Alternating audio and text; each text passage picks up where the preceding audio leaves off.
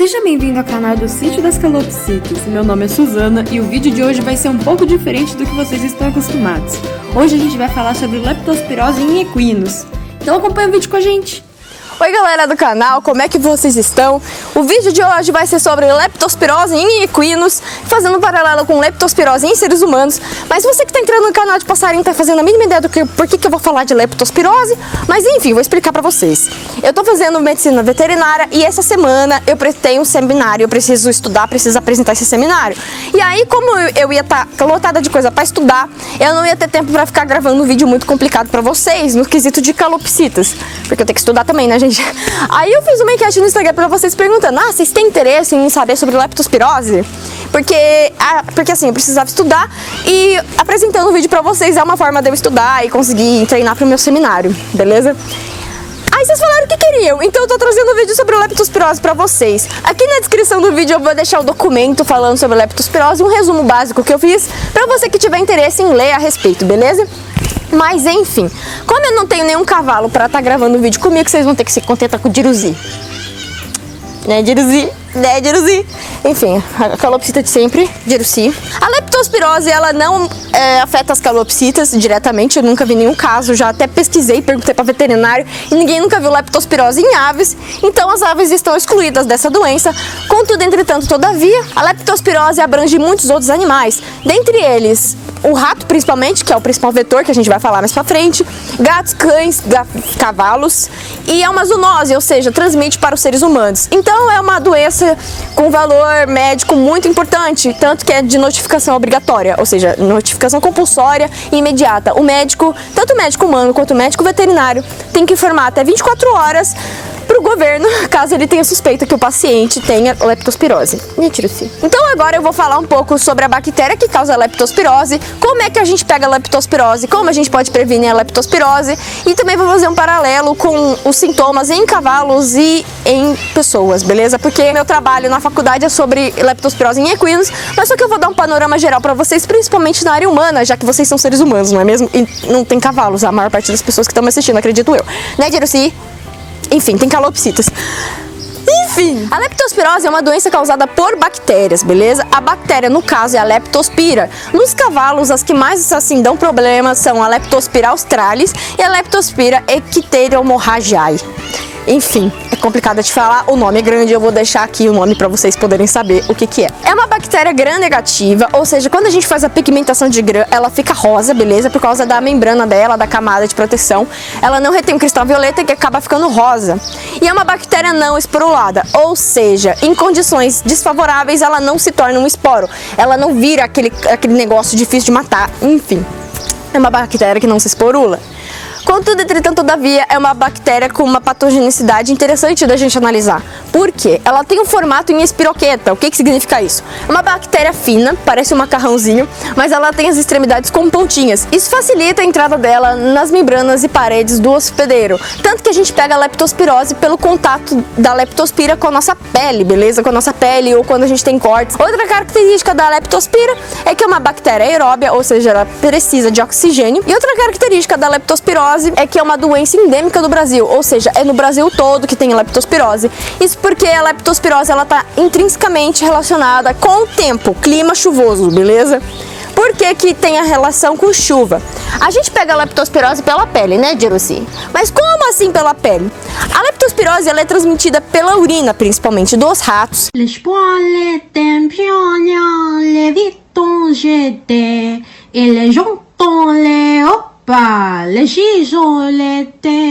E quando tem um clima chuvoso, o que acontece? Essa chuva, ela leva a urina contaminada desses ratos e acaba entrando em contato com a gente e a gente pode pegar a leptospirose pela pele, assim como os nossos animais, cães, cavalos, gatos, etc, beleza? Então aqui no Brasil, uma região que tem bastante casos de leptospirose, isso por conta do clima chuvoso, beleza? O principal vetor dessa doença, ou seja, aquele que transmite essa doença e que dissemina essa doença, são os ratos, beleza? Por isso que a leptospirose também é conhecida como doença dos ratos.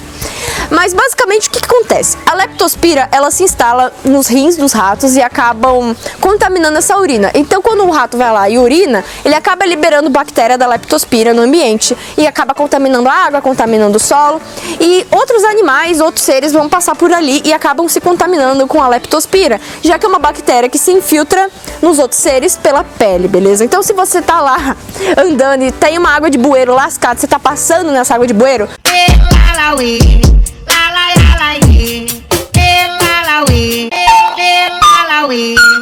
você pode pegar a leptospirose porque pode ter urina contaminada de rato lá. Contudo, entretanto, todavia, não são só os ratos que podem transmitir essa doença. Como eu disse lá na frente, é uma zoonose. Então, de animais para seres humanos pode ser transmitida, e assim como de humanos para animais. Então, você pode pegar a leptospirose da urina contaminada de um rato, da urina contaminada de um cavalo, urina contaminada de um gato, urina contaminada de um cão. Mas só que a maior parte dos casos é causada pelo rato, porque o rato é um animal que está em todo lugar. E você nunca sabe quando você está tendo contato com urina de rato ou não, né? No quesito selvagem, outros animais podem ter também, como gambás, esquilos, etc. A leptospirose, ela se manifesta basicamente de duas formas nos seres: a forma aguda e a forma crônica. O que significa essas duas coisas? Aguda é aquela que o bicho vai ficar doente, mas doente, que você vai olhar e vai falar, esse bicho tá doente. E a forma crônica é a forma que você demora a identificar, porque muitas vezes é uma doença que ela fica quietinha lá e ela vai se manifestando, e às vezes você demora, e às vezes você não consegue falar, não, isso aqui é causado pela leptospirose. Às vezes o tutor do animal, ou até mesmo o ser humano, ele não consegue identificar aquela leptospirose, principalmente quando é o quadro crônico, beleza? Agora entrando no nosso tema, que seria mais em equinos, ou seja, cavalos, mulas, jumentos, burros, bardotos, etc. As variedades de leptospira que mais afetam os equinos seriam a Leptospira australis e a Leptospira ectodermorragiae. Essas duas variedades, elas afetam muito os equinos, mas só que elas têm características diferenciadas. A australis, ela está principalmente relacionada com um quadro crônico da doença, ou seja, ela vai ter uma manifestação branda e às vezes a gente nem consegue identificar no primeiro instante, e nos equinos isso é bastante grave porque traz diversos danos econômicos para equinocultura, e que eu já vou entrar.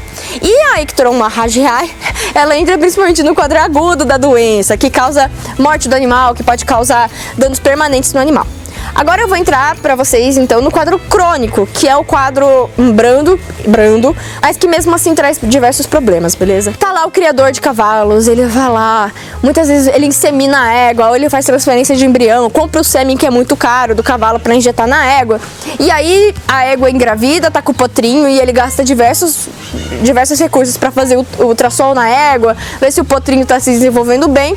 Mas só que aí a égua sofre um aborto do 7 ou no mês de gestação. As éguas, elas gestam em torno de 9 meses. E aí essa égua acaba abortando nos últimos meses de gestação e o criador não sabe o que aconteceu. A leptospirose, ela causa um quadro de abortos nas éguas, beleza? As éguas perdem os potrinhos, mas só que também pode acontecer natimortos e pode acontecer nascimentos de potros fracos. O que são natimortos? É quando o filhote já nasce morto, beleza? E o que são potros fracos? São potrinhos que eles não vão ter o comportamento típico de um potro saudável, ou seja, eles não vão nascer e já ficar de pezinho, sentadinho, não vão tentar levantar, não vão tentar mamar na mãe, e isso caracteriza um potro fraco, e os potros fracos, eles acabam refletindo em cavalos e éguas fracos no futuro, beleza?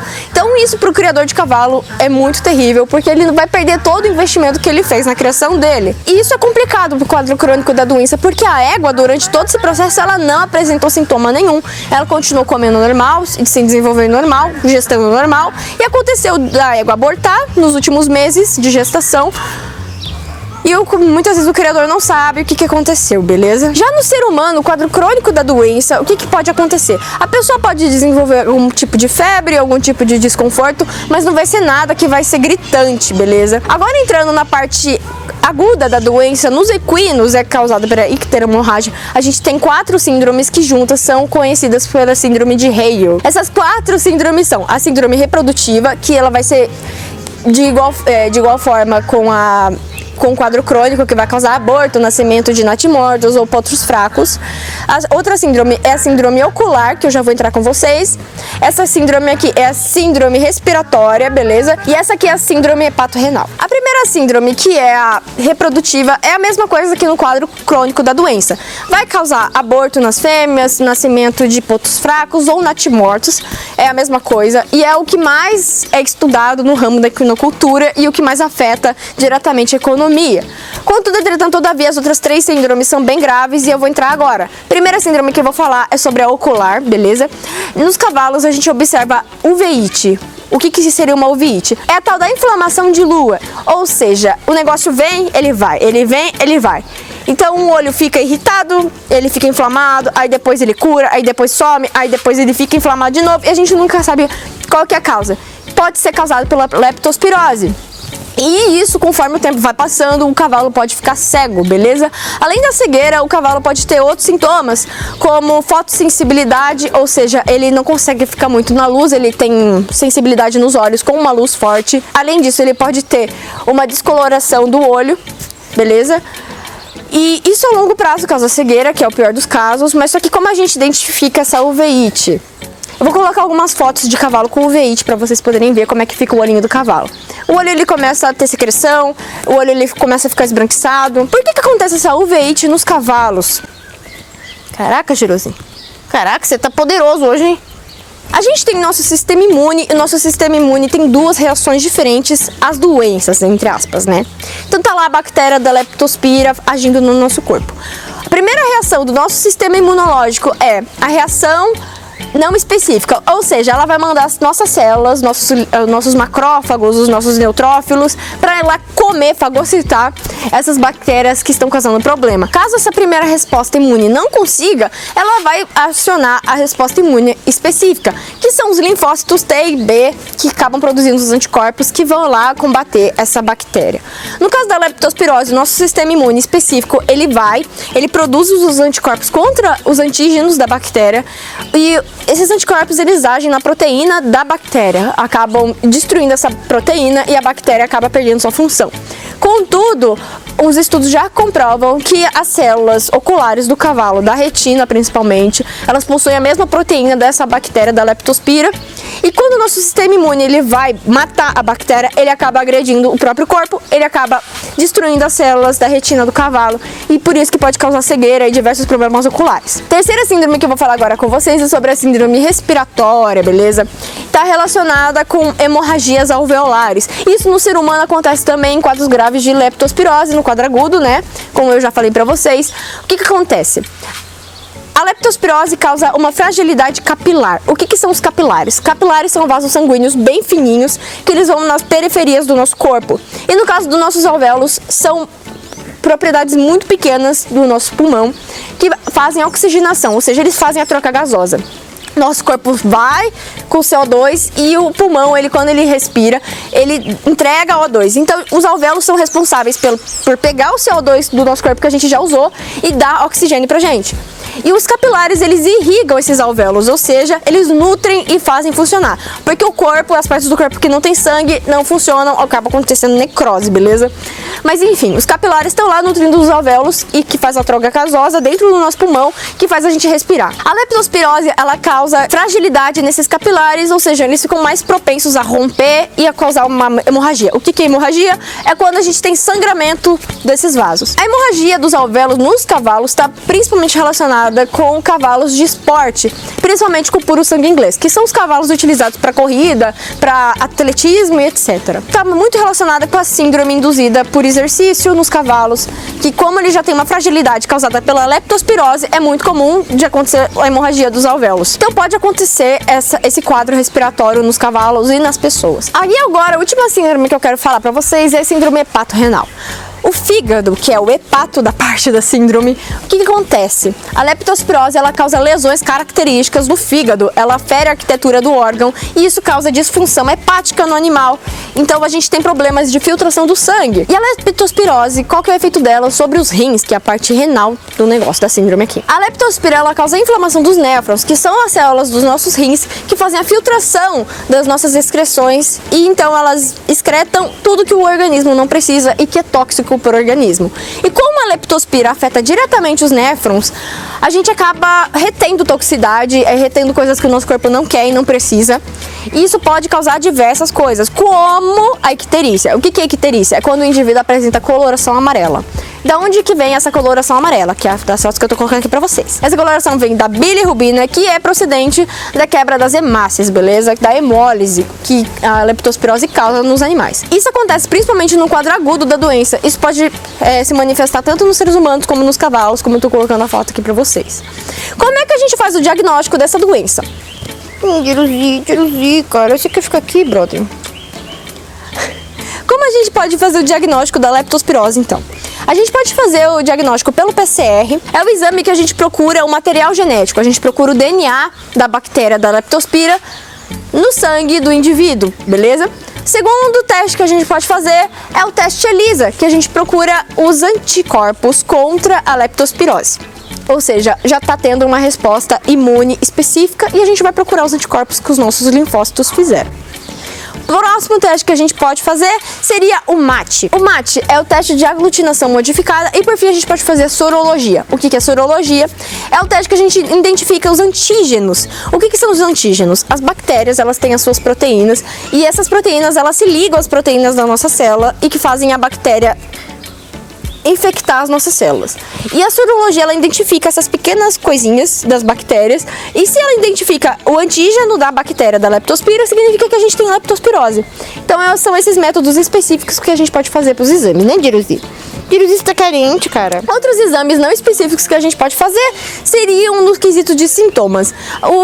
A gente pode fazer um hemograma e nesse hemograma a gente vai fazer a leitura do sangue do paciente, pode ser tanto do cavalo quanto do ser humano, e a gente vai perceber um elevado número de leucócitos, células de defesa do nosso corpo, porque está tendo uma infestação de leptospira aqui dentro. Outra coisa que a gente vai observar no nosso hemograma é provavelmente um baixo número de hemácias, porque a gente pode estar tendo um quadro hemorrágico, como nos casos agudos, né, Jerusi? E a gente também pode ter um elevado número de plaquetas. As plaquetas são responsáveis pela coagulação e estancamento de machucados, pelo fato da gente poder estar tendo um quadro de hemorragias, beleza? Outra coisa que a gente vai observar no nosso hemograma é o elevado índice de bilirrubina, que pode ser observado nos pacientes com icterícia por conta da hemólise. A gente também pode pedir uma gasometria arterial, que a gente vai medir a oxigenação do sangue e vai ver a pressão sanguínea do indivíduo. Se essa pressão estiver baixa, pode ser caracterizado por conta da hemorragia do sangue, que o negócio está tendo um vazamento lá que não deveria estar tendo. Além disso, a gente pode observar também elevados índices de creatinina e ureia, porque a gente está tendo um mau funcionamento dos rins, beleza? Essas são as maneiras que você tem de diagnosticar a leptospirose. Por fim, como é que é feito o tratamento da leptospirose? Por ser uma doença causada por bactéria, né, Jerusi, o tratamento é feito com antibióticos. Nesses antibióticos, os mais comuns para serem usados nos equinos é a streptomicina, a penicilina e a tetraxiclina, beleza? E no caso dos seres humanos, além dos antibióticos, também podem ser utilizados transfusão de sangue por conta do quadro de hemorragia, pode ser feito diálise e também oxigenação, ou seja, quando o paciente está tendo a tal da hemorragia alveolar, ele fica com dificuldade para respirar e o médico ele pode entrar com oxigenação direto aqui. Beleza? Em casos graves, acaba acontecendo que o paciente pode ser entubado. E por fim, para a gente terminar o vídeo de hoje, como que pode ser feita a prevenção contra a leptospirose? A gente tem, principalmente, que controlar os ratos nos nossos ambientes. Então, se a gente acaba colocando, se a gente faz o uso de ratoeiras ou se a gente acaba colocando telinhas nos ralos, a gente evita que esses ratos venham e contaminem a gente diretamente. No caso dos equinos, eles são altamente suscetíveis a pegar essa doença e a principal forma de contágio, além da urina dos ratos propriamente dita, é o armazenamento incorreto dos alimentos dos equinos, beleza? Muitas vezes a gente coloca o feno, coloca a ração num galpão, mas o nosso galpão não está bem vedado. E o que acontece? Os roedores acabam tendo acesso ao galpão, acabam comendo e urinando em cima dos alimentos dos cavalos. Além disso, como é que a gente pode fazer o controle, então, da leptospirose? Além da gente fazer o controle dos roedores e armazenar de maneira correta os alimentos dos nossos equinos, a gente também tem a vacinação, beleza? Existe vacina de leptospirose para cães, para cavalos e etc. E a gente pode manter os nossos animais vacinados. Além da vacinação, a gente também tem que prezar pelos ambientes que a gente vai entrar em contato, né, Jerusi? Tanto você, ser humano, quanto o seu cavalo, o seu cachorro, o seu gato, vocês não devem ter contato com lugares de enchente, lugares duvidosos, de higiene inadequada, ou seja, se você está andando e começa uma enchente, que o bueiro solta tudo para cima, não vá passar lá em cima, não vá passar naquela água, não vá levar o seu cavalo, o seu animalzinho lá para passar naquela água. Evite que o seu animal tenha contato com áreas alagadas, porque você nunca sabe qual tipo de rato passa por lá e urina por lá. Além disso, você deve sempre fazer exames de rotina dos seus animais, principalmente se você for um criador de cavalos, porque a leptospirose no quadro crônico, ela é silenciosa e ela só vai se manifestar lá para frente quando a sua égua tiver para parir. Pode causar o aborto, pode causar pontos fracos, antimórbidos, enfim, vocês já sabem, eu já falei aqui, né, Diruzi? Enfim, então os exames de frequência são importantes, principalmente para prevenir esses quadros e acabar perdendo dinheiro. Olha, essa foi a minha apresentação de seminário para vocês, espero que vocês tenham gostado. Me ajudou bastante falar aqui para vocês, para a câmera. Espero que dê tudo certo no dia da apresentação do seminário. Enfim, agora por fim, né, Jeruzinho, a gente vai dar os salves. Comentem aqui nos comentários se vocês gostaram dessa explicação mais técnica. Caso tenham gostado, eu vou trazer as doenças de calopsitas para vocês. Coloquem também as doenças de calopsitas que vocês querem ver aqui, que eu vou fazer a pesquisa, eu vou escrever o documento, vou deixar na descrição para vocês, beleza? Então vamos para os salves de hoje. Oi pessoal, aqui é o Jeruzinho e hoje o meu salve vai ser para Vanessa Almeida Moisés. Muito obrigada por assistir nosso canal, espero que você tenha gostado da explicação, viu Vanessa? Um beijinho pra senhorita, tchau, tchau. E o próximo e último salve de hoje vai ser pra Maísa, do canal As Aventuras de Maísa. Você pediu o salve do Eliu, meu papai, mas só que o Eliu não grava o ar livre, então vai ser o salve do Jeruzinho mesmo, com muito carinho pra você. Obrigada por assistir o nosso canal. Um beijinho, tchau, tchau. Gente, esse foi o vídeo de hoje, espero que vocês tenham gostado. Obrigada por terem me ajudado a estudar para o meu seminário. Se vocês gostaram desse quadro de doenças, né, Jeruzi, da explicação mais técnica da leptospirose, comenta nos comentários se vocês querem quadro de doenças de calopsita e quais doenças vocês querem ver, beleza? Né, Jeruzinho? Se a gente tiver um bom engajamento nesse vídeo, eu vou fazer a playlist para calopsitas, doenças de calopsitas. Se você quiser entender mais sobre a leptospirose, eu vou deixar um arquivo fixado aqui na descrição do vídeo, um resuminho básico que eu fiz com fotos e tal, para você poder ler, para você poder ter na sua casa. E além disso, eu vou deixar o link do Bird Shoulder, a nossa proteção de ombros, para você usar com a sua ave. Vem o brinquedinho incluso de brinde, é uma proteção contra cocô, arranhões e etc. Beleza? A gente tá vendendo pela Shopee, o link vai estar na descrição do vídeo. Esse foi o vídeo de hoje, né, meu Jeruzinho? Né, meu Jeruzinho, meu Jeruzinho, meu Jeruzinho? Um beijinho e tchau, tchau pra vocês.